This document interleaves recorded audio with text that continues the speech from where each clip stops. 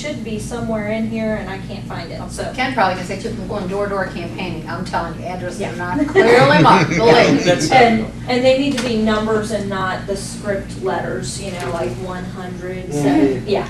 Because, I know cursive, yeah. which is Ron Fowler's gives us cursive. That's we- on our current codes. The new property maintenance code, they're not gonna Okay. allow the cursive, which Okay. is, you know.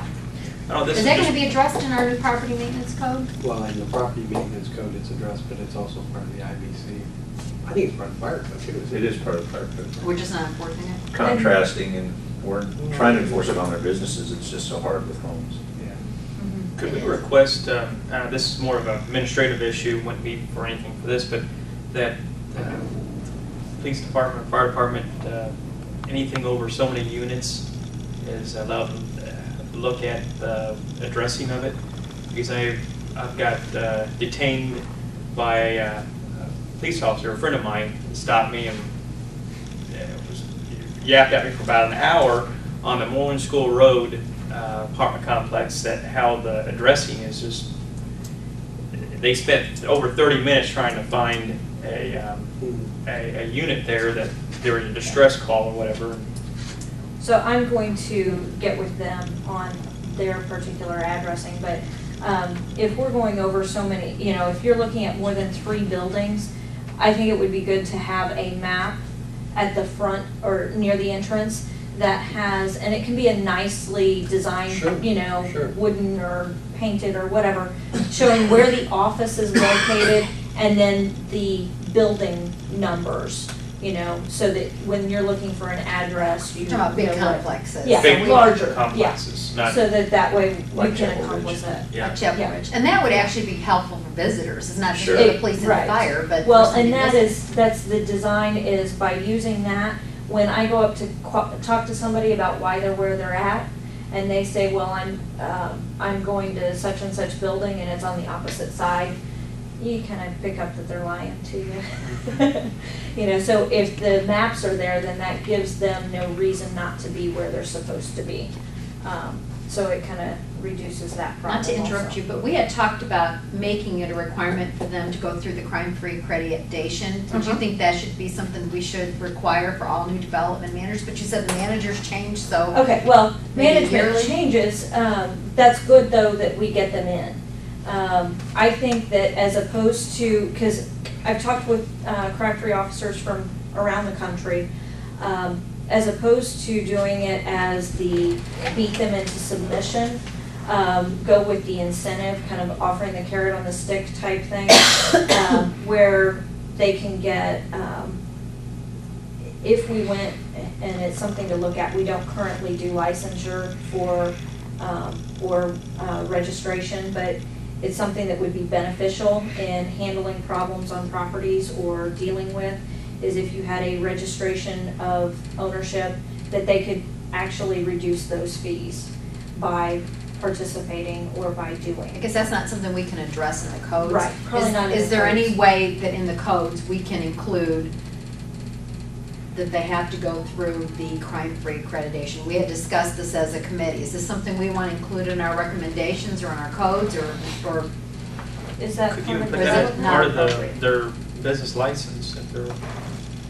I don't know that our department necessarily I could I don't know how that's in I- codes. I don't know. I was That gonna would say, be enough. I think that we could require the SEPTED review, which that's our second phase in that program anyway.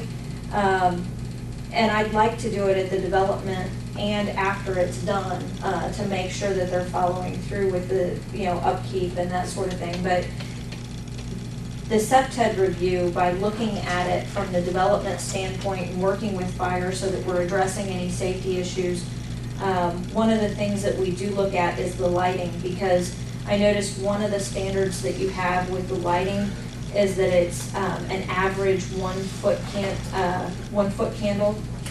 And that's great unless you get areas where you've got 10-foot candle over here, and then you have 0.25% over here or something of that nature. We want it to be a uniform lighting, which I know, looking at the stuff you've handed out, you're concerned with. But we definitely want uniform lighting so that we're addressing that, and more so that it be you can identify somebody from 100 feet away.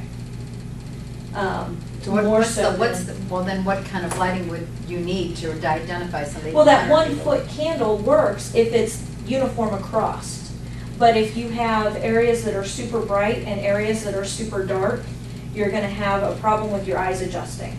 So that's where it needs to be a uniformity, that it has to, we really need to go in and review it at night after it's been built to make sure that they've maintained what was on the plan originally. Well,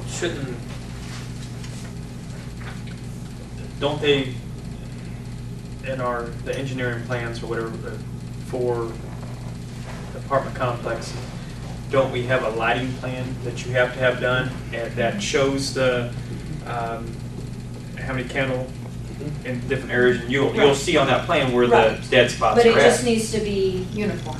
well, it Do needs we to be make it uniform now? Does it all have Well- to be the same? No, it doesn't, and I understand what you're saying, and where we run into problems, and I shouldn't say we, I should say, where the developers run into problems is that we require also that their candle lights cut off at their property line. You can't do that. You can't have 1 foot at the property line and no foot across it. No candle lights at property. Right. You just can't cut it off like that. So what they do is typically, is they, do more of an average, and they won't exceed a certain level of candle lights at the property line, and that will be less than 1, I can So tell is you. all of that checked prior to occupancy being granted? I mean, is that part of the, They have an illumination plan that's done by an illumination expert, and we take their word on that plan because we don't have the resources to go out and measure.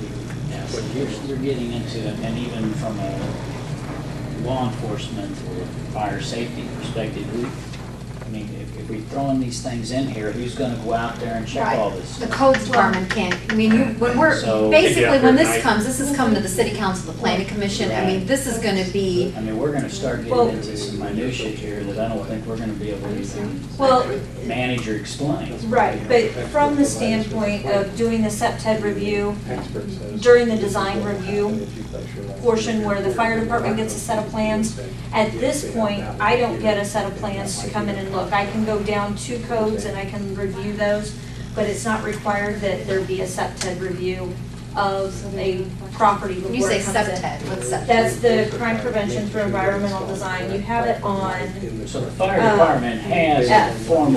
plays a formal role in the process. fire department does, yes. So is that maybe more of a departmental issue or? Mhm. That'd be more of a, Yeah, so we just, at this Main point, part. it's just a matter of when they get over so many units, I think that as opposed to like a single-family home, I don't need to do a SEPTED review of everything that comes in. If you've got a duplex that's coming in, probably not really required that you have, if you have 1 duplex, but if you have a major development that's coming in, it should get a SEPTED review. And is that what you typically do now through development review? That's what I try to do. Well, the thing Yes. is, where is the fire department's participation in this whole process? Where is that referenced? Because it's not referenced in this document anywhere. So wouldn't what you're talking about be referenced in the same document? that the Fire department reviews every plan Yeah. because They we have review to, every plan. when we look at the plans, it says And the fire where is department it says referenced it's. that has to Except- occur? In what documentation? In what part of the process? actually, if they wanted to, they're part of the list when we do our pre-application meetings, if I'm not mistaken. Well, then Are maybe they? that's where I we need, didn't know. maybe No, but- that's where we need to, what I'm saying is, if we're not referencing the fire department's role in here, Can we add you to the and why would application? we, either we're gonna have to add the fire department in here too, and then include police department, or else police department needs to be put Part in of this the process application. somewhere The else. Well, see, the fire department, I mean, I don't want to speak for the fire department, but Go the ahead. fire department's basic concern is being able to get their fire trucks in, are the streets wide enough? Do they have wide enough radius? Can they turn around? Can they get in and out? And that is reviewed. Fire, On the site plan, but then we also get into alarms and sprinklers. And I understand it, things. but I also can see where a community that's wanting to be proactive in regard to fighting crime would want the same, but see, that's almost a situation where the chief's gonna have to be involved in determining whether or not he really wants that role. Because if, once we enter Well, that in, then that's another role that you're gonna have Right. to take on. Well, and we currently, I'm currently part of